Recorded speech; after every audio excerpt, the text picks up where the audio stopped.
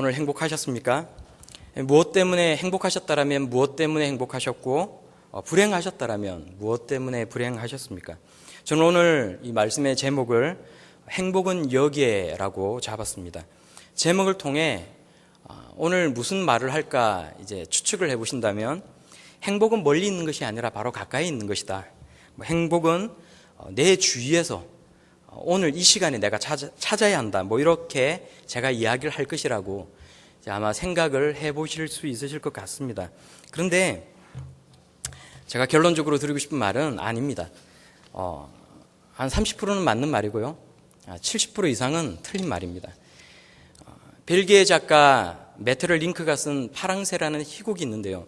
굳이 그 내용을 이야기하지 않더라도 아마 대부분의 성도님들은 그 내용을 다 알고 계시리라고 생각을 합니다. 그 얘기죠. 결국 행복이란 것은, 파랑새라는 것은 행복을 이야기하는 것인데, 행복이라는 것은 멀리 있는 것이 아니라 오늘 내가 살아가고 있는 이 자리에 나의 곁에 있다. 이런 얘기를 하는 것이거든요. 결국 우리의 행복은 가까운 곳에 있다라는 말인데, 이게 참 맞는 말인데, 오늘 이것 외에 더 중요한 것을 말씀드리고자 합니다. 오늘 본문 말씀을 보시면요, 13절에 하나님께서 선지자를 통해 우리에게 이렇게 말씀하십니다. 너희가 완악한 말로 나를 대적하고도 이르기를 우리가 무슨 말로 주를 대적하였나이까 하는도다. 수많은 이 땅의 그리스도인들이 이중적인 마음과 태도를 가지고 살아갑니다. 하지만 번듯하게 신앙생활을 하고 있고 그렇게 우리가 그리스도인으로서 살아가고 있지만, 하나님은 우리를 향해 오늘 말라기서 3장 13절과 같이 이야기를 하시는 것입니다. 너희가 완악한 말로 나를 대적하고 있다. 나는 오늘도 그리스도인이라는 사실을 포기해 본 적이 없습니다. 식사를 할 때면 늘 감사의 기도를 했고요. 말씀이 좋은 어느 목사님의 설교를 듣게 되면 가슴이 뜨거울 때도 있었습니다. 오늘까지 일주일의 반을 지내왔는데 찬양도 불렀고요. 성경 한 구절을 읽었을 때 참 마음이 뜨거워지고 기분이 좋기도 했습니다. 그런데 하나님께서는 말라기 3장 13절을 통해 오늘 우리에게 이렇게 말씀을 하고 있는 것입니다. 너희가 완악한 말로 나를 대적하고 있는도다. 도대체 내가 무슨 말로 하나님을 대적했다는 말입니까? 이거는 나한테 해당하는 본문이 아닐 것이라고 그냥 무시를 하고 넘어갈 수도 있습니다. 그런데 선지자를 통해 여전히 우리에게 주시는 하나님의 말씀은 여호와가 이르노라. 너희가 완악한 말로 나를 대적하고도 이르기를 우리가 무슨 말로 주를 대적하였나이까 하는도다. 도대체 내가 무슨 말로 주를 대적을 하였습니까? 오늘 본문은요, 이스라엘이 망한 이유를 잘 설명을 해주고 있습니다. 그리고 우리도 여전히 똑같이 망할 수 있다라고 성경은 이야기를 하는 거거든요. 우리는 아무리 하나님 앞에 아니라고 부인을 한다 할지라도 하나님은 우리가 오늘 여전히 불손할 뿐만이 아니라 하나님의 말씀을 거역하고 있다라고 하고 있으신 겁니다. 성도 여러분, 그렇지 않습니까?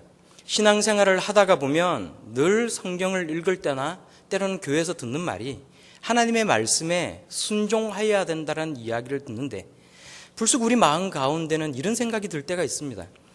과연 하나님의 말씀대로 살아가는 사람이 복을 받는 게 맞을까? 악한 사람이 과연 벌을 받는 것일까?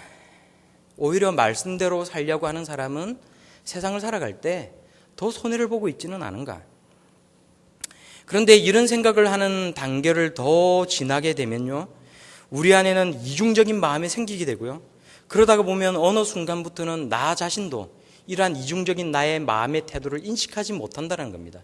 하나님 말씀대로 살아야 된다는 생각과 하나님의 말씀대로 세상을 살아가다 보면 손해를 본다는 생각이 두 가지의 동시에 내 마음 가운데 있고요.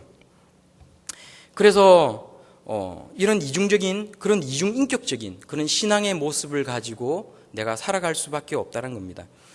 역시 세상에는 세상을 살아가는 법칙이 있고 신앙은 신앙일 뿐이라는 의식이 우리 마음 가운데 놓여있게 되고, 그러한 생각이 우리를 지배하게 된다는 겁니다. 손해보지 않고 세상을 살아보려고 하는 마음과 성경 속의 하나님의 말씀이 이렇게 아무런 문제 없이 우리 마음속에서 조화를 이루는 날이 온다라는 겁니다. 바알과 하나님이요, 그렇게 우리 마음 안에서 섞이게 된다는 것입니다. 그런데 이러다가 마음에 심한 갈등과 불편함을 겪을 때가 있습니다. 그래도 하나님의 말씀대로 살아보려고 하는 그런 깨우침이 있거나, 아니면 어느 날 내가 이 세상을 살아가는데 신앙이란 것이 거추장스럽게 느껴질 때가 있다라는 것입니다. 그럴 때 이런 갈등이 온다는 거예요. 세상에 잘 적응해서 살려고 하면 할수록 이 신앙이라는 것이요, 비 오는 날에 그냥 물에 젖어버린 신발이나 양말처럼 걸리적거리고 거추장스럽게 느껴질 때가 있습니다.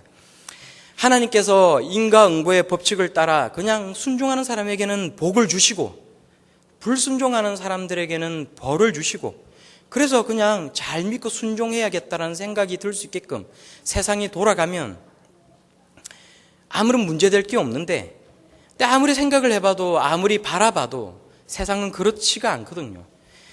그러니까 이런 생각을 하고 있는데 가뜩이나 내 일이 꼬이고 힘든 일이 오고, 그러다 보면 결국은 내 삶이 불행하게 느껴질 때가 있고요.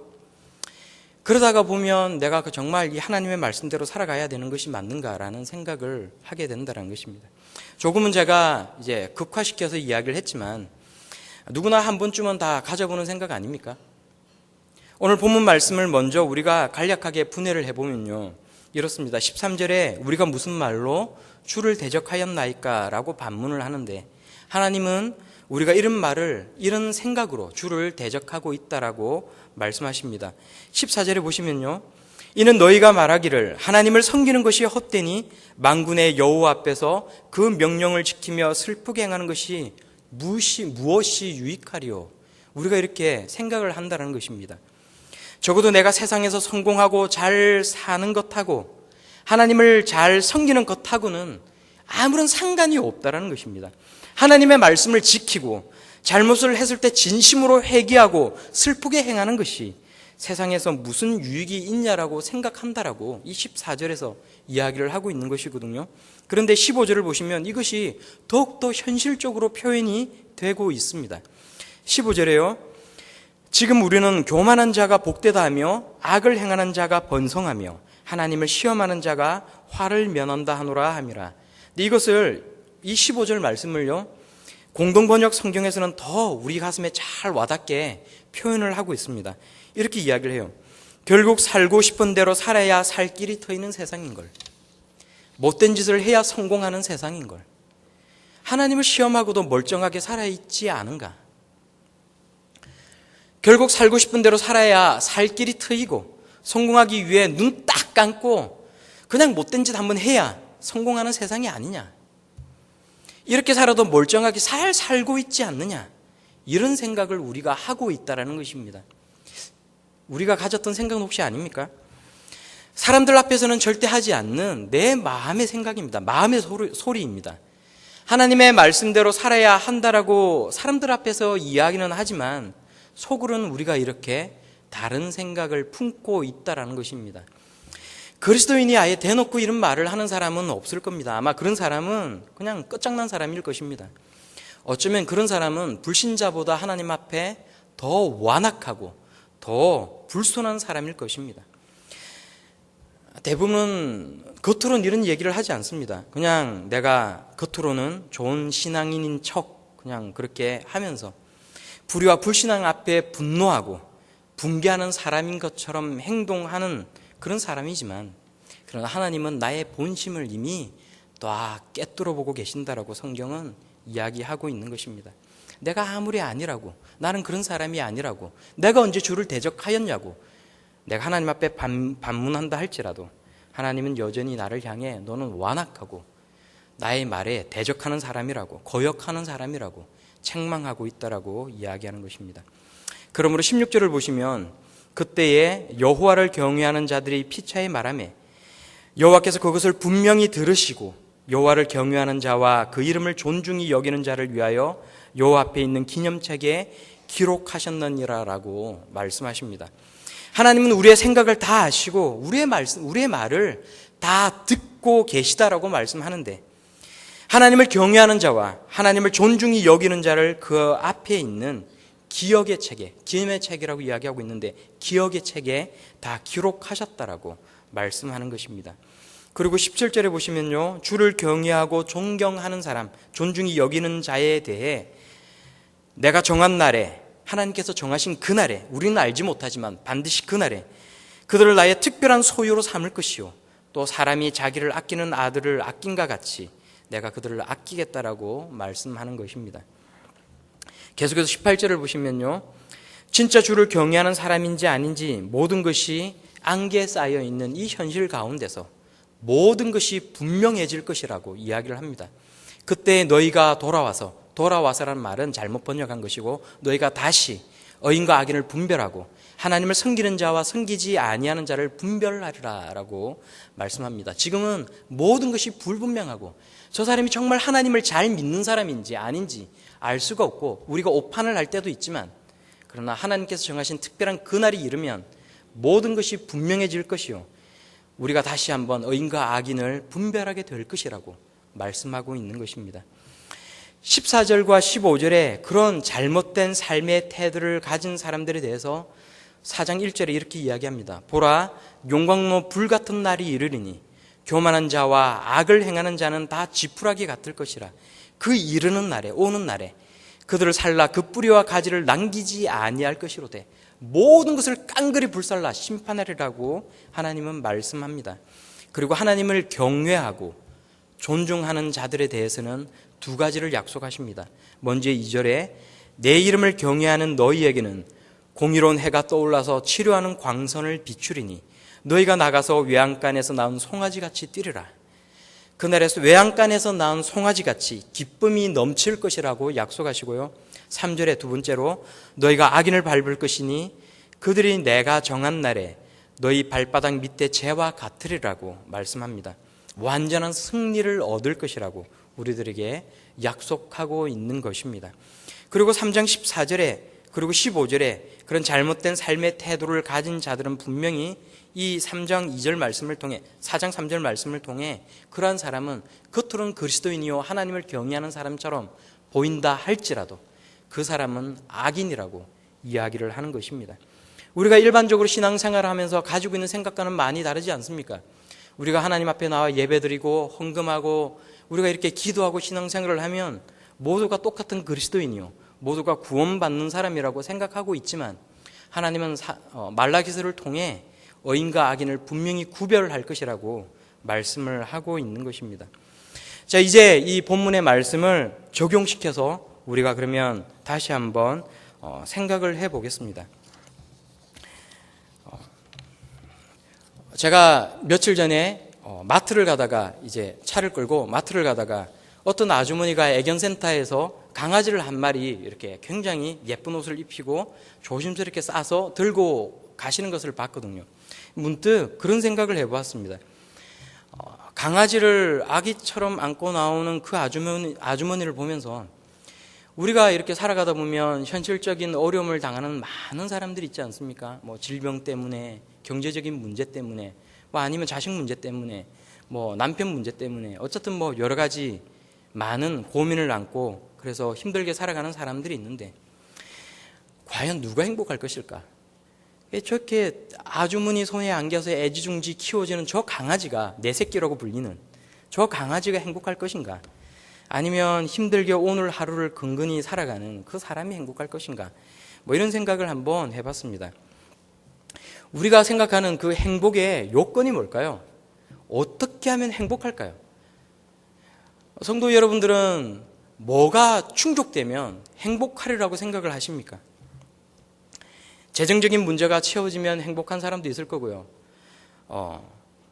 지금 속을 썩이고 있는 자식이 정신 차리고 돌아오면 행복하리라고 생각을 하는 사람도 아마 있을 겁니다. 각자가 생각하는 행복의 기준은 많이 다르지만 어쩌면 우리의 어떤 행복의 조건이 너무나도 물질적인 것, 너무나도 어떤 육적인 것으로 채워져야 행복하리라고 생각하는 사람들이 많을지도 모른다는 생각을 해봅니다. 그렇지만 오늘 우리가 이 본문 말씀을 통해 알 수 있는 행복의 조건이라는 것은 하나님을 알고 하나님과 동행하는 것, 하나님과 좋은 교제를 나누는 것이 행복한 것이라고 생각을 합니다. 오늘 우리가 아까 보았던 본문 말씀 가운데 하나님을 경외하고 하나님을 존중하는 사람은 하나님께서 특별한 나의 소유로 삼을 것이라고 하신 약속의 말씀이 기억이 나십니까? 하나님을 존중하는 사람이라고 할 때 이 존중하다라는 말을 다르게 이제 원어에 찾아보면 소중히 여기다라고 이제 그 뜻을 가지고 있습니다. 내가 하나님을 소중히 여기는 것이요. 하나님을 소중히 여기는 것은 하나님과의 교제를 나눈 것을 소중히 여기는 것이라고 다시 한번 표현해 볼 수도 있는 것이거든요. 내가 세상의 마음을 뺏기고 세상을 바라보다 보면 문득 하나님과 멀어질 때가 있습니다. 제가 이번 한 주간을 지내면서 많은 생각을 해보았는데 저는 사실 참 관계지향적인 사람이거든요. 그래서 때로는 이제 뭐 혼자 있는 시간도 참 좋아합니다만 사람과 이렇게 수다 떠는 걸 참 좋아합니다. 그런데 문득 드는 생각이 사람과 많이 가까워지다 보면 한편으로는 행복한 것처럼 느껴질 때가 있지만 문득 정신을 차리고 보면 하나님과 멀어져 있거든요. 사람과 많은 말을 하고 사람과 많이 가까이 지내다 보면 어느 순간 마음이 허전할 때가 있고 하나님과 멀어졌다는 생각이 들 때가 있고 그러다 보면 뭔가 이렇게 마음속에 채워지지 않는 뭔가가 있다는 생각을 해보게 됩니다. 사람이 행복할 수 있는 것은 물질적인 것이 채워짐으로써 어느 정도는 내가 만족감을 얻을 수가 있지만 그것이 결국 나의 행복의 기준이 될 수가 없거든요. 사람이 행복할 수 있는 것은 하나님과 좋은 교제를 나누는 것, 하나님을 소중히 여겨서 내가 때로는 사람을 멀리하고 물질적으로 채워지지 않는 그 결핍이 있지만 그러나 내가 하나님과의 시간을 가지고 하나님을 바라보고 그래서 하나님 앞에 기도를 하고 하나님을 생각하는 그 시간을 통해 내가 행복감을 느낄 수 있다는 생각을 해봅니다. 그러므로 우리의 행복이라는 것은요, 내가 주위에서 나의 가까이 있는 내가 사랑하는 사람들, 뭐 어떤 나의 그런 관계에서 찾을 수 있는 것, 물론 그런 것에서도 행복을 찾을 수가 있겠지만 가장 중요한 것은 하나님과의 관계에 놓여 있다고 생각을 합니다. 오늘 본문 말씀이 해주는 이야기도 결국은 그것도 아닙니까? 우리의 행복은 그러므로 여기에 있습니다. 하나님께서 우리에게 약속하시기를 그날이 오면 의인과 악인을 구별할 것이요 너희를 나의 특별한 소유로 삼을 것이라고 말씀을 하셨지만 그날에 나의 행복이 있는 것이 아니라 그날을 바라보고 믿음으로 기다리는 오늘 여기에 우리의 행복이 놓여 있는 것이거든요. 그날을 바라보고 하나님을 신뢰하고 사는 바로 오늘 여기에 우리의 행복이 있다는 것입니다. 하나님께서 오늘 본문을 통해 하라고 하시는 말씀은 미래에 있을 그날에 행복할 것이라는 얘기가 아니라 오늘 행복을 느끼라는 이야기거든요. 하나님을 경외하고 하나님을 소중히 여기고 하나님을 신뢰함으로써 오늘 행복하라고 하나님은 말씀하고 있는 것입니다. 내가 여러 가지 많은 말들을 합니다. 하나님, 내가 정말 행복한 것이 맞습니까? 하나님을 제대로 믿지 못하고 그냥 세상 욕심을 따라 저렇게 마구 살아가는 사람이 내가 겉으로 볼 때는 정말 행복해 보이는데 세상에서 뭔가를 이룬 것처럼 살아가고 있는데 하나님 정말 내가 행복한 것이 맞습니까? 그렇게 이야기하지 않기를 바랍니다. 하나님께서 우리가 하는 이야기를 하나님께서는 다 듣고 계시고 나의 마음의 생각을 다 알고 계시거든요. 내가 입 밖으로 뱉는 말이 나의 모든 삶을 지배합니다. 내가 아픈 것을 아프지 않다라고 이야기할 수는 없습니다. 비정상적인 나의 어떤 삶의 상황 가운데서 이것이 정상이라고 이야기하는 것, 그것이 비정상입니다. 나를 힘들게 하는 사람이 있으면 힘듭니다. 힘든 게 정상이에요. 그것을 힘들지 않다라고 이야기하라는 것이 아니라 현실을 부정하라는 것이 아니라 내가 오늘 중심을 잡고 내가 어떻게 살아갈 것인지를 하나님 앞에 고백하라는 것입니다. 내가 중심을 잡고 그래서 믿음과 긍정의 말을 하고 그래서 나는 하나님으로 인하여 행복합니다라고 이야기를 한다면 하나님께서는 나의 그 말을 다 들으시고 나를 하나님의 특별한 소유로 삼으실 것이라고 말씀하는 것입니다. 내가 오늘 힘들고 아프다 할지라도 그러나 그런 모든 것도 결국은 다 지나가는 것 아닙니까? 결국 우리에게 남는 것은 영원한 것만 남는 것입니다. 영원한 것을 따라 살아간 그것만이 남는 것이거든요. 내가 다만 오늘에 충실하고 다만 오늘 여기서 행복하려 한다면 내가 정말 하나님 앞에 하나님을 바라보고 나의 믿음을 굳건히 지키고 중심을 살아가야 한다는 것입니다. 오늘 우리가 이 본문 말씀을 보시면요, 우리의 이중적인 삶의 태도를 잘 반영하고 있습니다.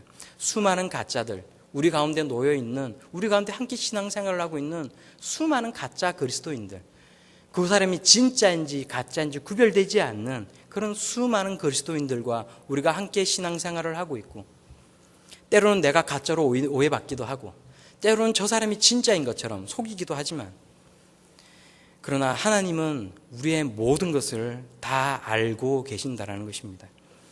우리의 악한 생각과 우리의 태도를 다 아시고요, 우리의 살아가는 삶의 방식도 하나님은 다 알고 또 다 듣고 계십니다. 우리의 순수하려는 마음도 다 알고 계십니다. 내가 현실에 부딪혀 아파하는 나의 고민, 아파하는 마음, 하나님께서는 다 알고 계십니다. 그렇지만 우리가 힘을 낼 수 있는 것은 하나님께서 우리의 모든 사정을 다 아시고 다 듣고 계시고 다 기억하고 계시고, 그래서 내가 하나님 앞에 바른 모습으로 살아가려고 하는 것을 하나님 앞에 놓여있는 그 기억책에 다 기록을 해 놓으셨으므로 우리가 그날을 기다리면서 하나님을 신뢰하는 마음으로 하나님을 바라보고 살아가야 한다는 것입니다. 그러므로 그날이 오면 치료의 광선이 우리의 삶 가운데에 비출 것입니다. 하나님께서 우리의 등을 두드려 주시고 잘하였노라고, 네가 정말로 잘했다라고, 착하고 충성된 나의 종이라고, 내 사랑하는 아들이라고 나를 위로해 주실 것입니다. 그러므로 본문을 통해 하나님께서 하시는 말씀에 우리가 더욱더 집중해 볼 수 있기를 바랍니다. 내가 중심을 잡고 하나님만을 바라보고 하나님만을 경외하는 삶을 살아갈 수 있기를 바랍니다. 그러므로 하나님 앞에 내가 오늘 행복하고 하나님과의 좋은 관계 속에서 하나님을 신뢰하면서 살아갈 때에 내가 오늘 행복하다라고, 내가 오늘 하나님을 믿고 하나님을 바라보고 하나님과의 좋은 관계 속에 있으므로 나는 진정 오늘 행복하다라고 고백하며 살아갈 수 있는 우리의 신앙의 삶이 다 될 수 있기를 바랍니다. 하나님은 나의 아픔을 다 아십니다. 근심 걱정 없는 삶 없고요, 어느 한순간도 고통과 근심이 나의 삶 가운데서 떨어질 수는 없습니다. 그러나 우리가 행복할 수 있는 것은 조금 전에 말씀드렸던 것처럼, 그리고 지난 주일에 말씀드렸던 것처럼 하나님께서 우리의 아버지가 되시고 나와 동행해 주시고 하나님과 좋은 관계를 이루며 살아가고 있기 때문이 아닙니까? 내 속에 내주하고 계신 성령께서 말할 수 없는 탄식으로 나의 고민 때문에 하나님 앞에 탄식하시고, 나의 중보자 되신 예수 그리스도께서 오늘 이 시간도 나를 위해 하나님 앞에 간구하고 계심을 믿고 나아갈 수 있는 우리의 모습들이 다 될 수 있기를 바랍니다. 우리 같이 이 시간 찬양 하나 하고 마칠 수 있기를 바라는데요, 오늘 이 시간 누군가 널 위해 기도 안에 이 찬양을 함께 부를 수 있기를 바랍니다. 내가 지쳐서 지금 힘들고 어렵다 할지라도, 내가 내 눈물이 빗물처럼 흘러내린다 할지라도 하나님은 나의 모든 것을 아시고 나의 모든 입술의 이야기를 듣고 계시고 나의 마음을 아십니다. 하나님께서 말할 수 없는 탄식으로 나를 위해 간구하십니다. 오늘 이것을 고백하며 함께 찬양하시겠습니다. 누군가 널 위해 기도하네.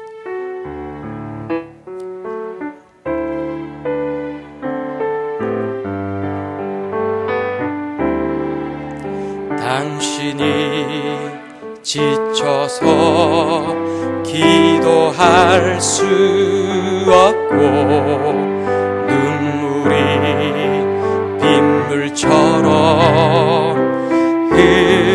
흘러내릴 때 주님은 아시네. 당신의 약함을 사랑으로 돌봐주시네.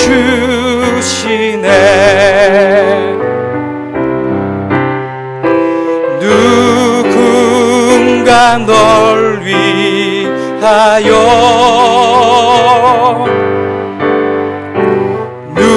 누군가 기도하네.